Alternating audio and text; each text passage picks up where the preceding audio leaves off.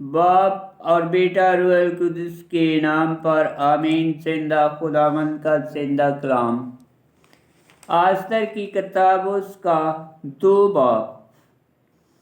Esther کا ملکہ بنایا جانا۔ ان باتوں کے بعد جب احسویروش بادشاہ کا غصہ زائل ہوا تو اس نے واشتی کو اور جو کچھ اس نے کیا تھا، جو حکم اس کے بارے میں دیا گیا تھا، یاد کیا۔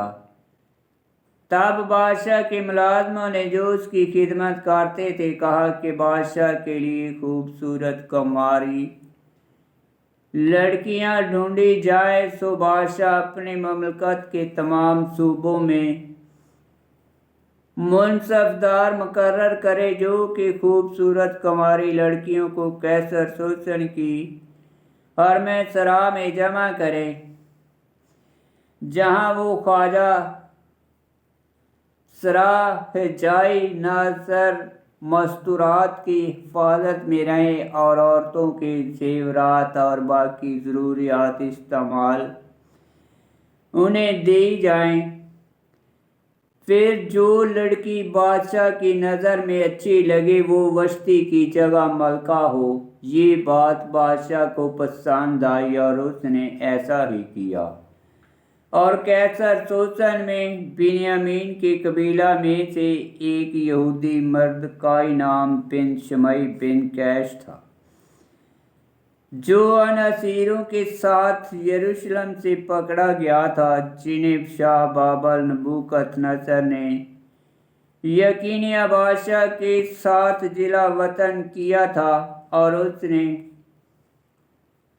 حدیثہ عورف شاہ یہودا کے ساتھ جلا اور اس نے حدیثہ عورف آستر کو بلایا جو اس کے چچا کی بیٹی تھی، کیونکہ وہ والدین سے مرحوم تھی اور وہ لڑکی خوش شکل اور حسین صورت تھی۔ اس کے ماں باپ کی وفات کے بعد مردکائی نے اسے اپنی بیٹی بنا کر پالا تھا، اور ایسا ہوا کہ جب بادشاہ کا حکم اور فرمان سنایا گیا اور بہت سی لڑکیاں قیصر سوسن میں ہجائی خواجہ سرا کی زیر نگرانی جمع کی گئیں، تو آستر بھی شاہی محل میں داخل کی گئی اور ہجائی نظر مستورات کے سپرد ہوئی۔ اور یہ لڑکی اس کی نگاہ میں اچھی لگی اور اس کی منظور نظر ہوئی، سو اس نے فی الفور اسے عورتوں کے زیورات اور اس کے مقررہ حصے دیے، ماں 7 خواصوں کے جو اس کے لیے بادشاہ کے محل سے چنی گئیں، اور اسے اور اس کی خواصوں کو حرم سرا کے سب سے اچھے محل میں لے گیا۔ اور آستر نے اپنی قوم اور اپنے خاندان کی بابت کچھ نہ بتایا، کیونکہ مردکائی نے اسے حکم دیا تھا کہ نہ بتانا۔ اور مردکائی ہر روز حرم سرا کے صحن کے آگے چلتا پھرتا تھا تاکہ آستر کی خیریت کی خبر رکھے اور معلوم کرے کہ اس کا کیا حال ہوگا۔ اور جب ہر ایک لڑکی کی باری آتی کہ وہ بادشاہ احسویروش کے پاس جائے تو عورتوں کے دستور کے مطابق 12 مہینے گزرنے کے بعد جاتی تھی، کیونکہ اس کی طہارت کے ایام 6 مہینے مر کا تیل ملنے اور 6 مہینے خوشبوؤں اور عورتوں کی صفائی کے مصالوں کے لگانے میں تمام ہوتے تھے۔ تب اس طرح سے وہ لڑکی بادشاہ کے پاس جاتی تھی کہ جو کچھ وہ مانگتی اسے دیا جاتا۔ پھر وہ حرم سرا سے بادشاہ کے کمرے میں داخل ہوتی، یعنی رات کے وقت وہ جاتی، اور صبح کو وہ دوسری حرم سرا میں چلی جاتی جو ششجاج بادشاہ کی خواجہ سرا نظر مداخلات کی زیر نگرانی تھی۔ پھر وہ بادشاہ کے پاس کبھی نہ جاتی جب تک کہ بادشاہ اپنی مرضی سے اسے नाम लेकर ना बुलवाए।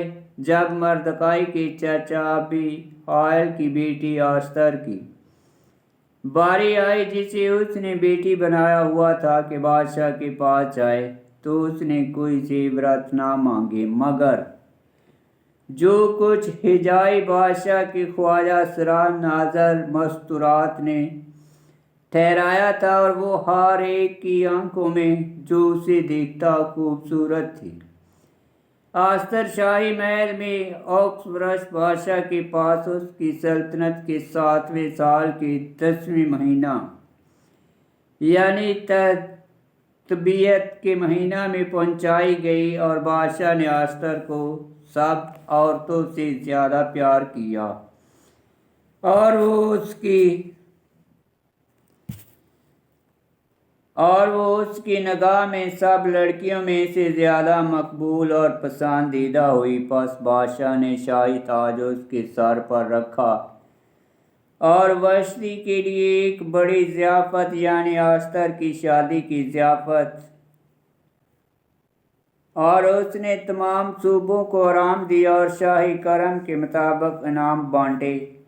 और जिस वक़्त लड़कियां दूसरी बार जमा की गईं, तो मर्दकाई बादशाह के दरवाज़ा पर हाज़िर रहता था, और आस्तर ने अपने ख़ानदान और अपनी कौम का पता नहीं दिया था, बामुताबिक उस हुक्म के जो मर्दकाई ने उसे दिया था, क्योंकि आस्तर मर्दकाई के हुक्म से वैसा ही काम करती थी जैसा कि अपनी परवरिश पाते वक़्त किया करती थी।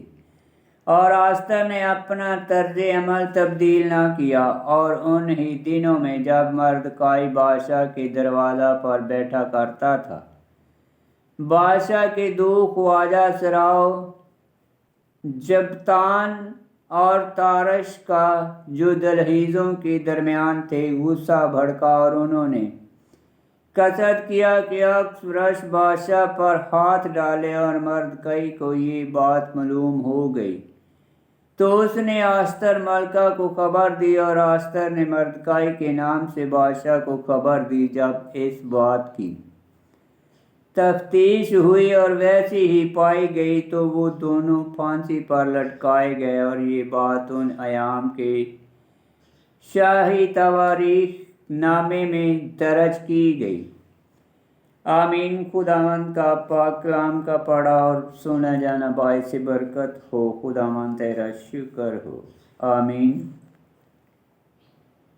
आस्तर की किताब उसका 2 बाब की 20 आयत में लिखा है, और आस्तर ने अपने ख़ानदान और अपनी कौम का पता नहीं दिया था।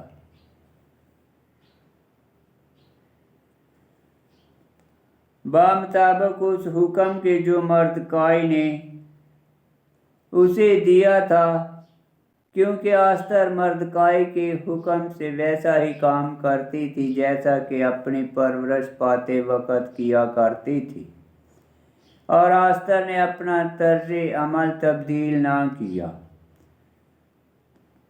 आस्तर ने अपने ख़ानदान और अपनी कौम का पता नहीं दिया था, क्योंकि यूं मर्दकाई ने उसे कहा था कि खुदावंद से डरती रहे और उसके अहकाम पर वैसा ही अमल करे जैसा कि अपनी परवरिश पाते वक़्त किया करती थी। आमीन।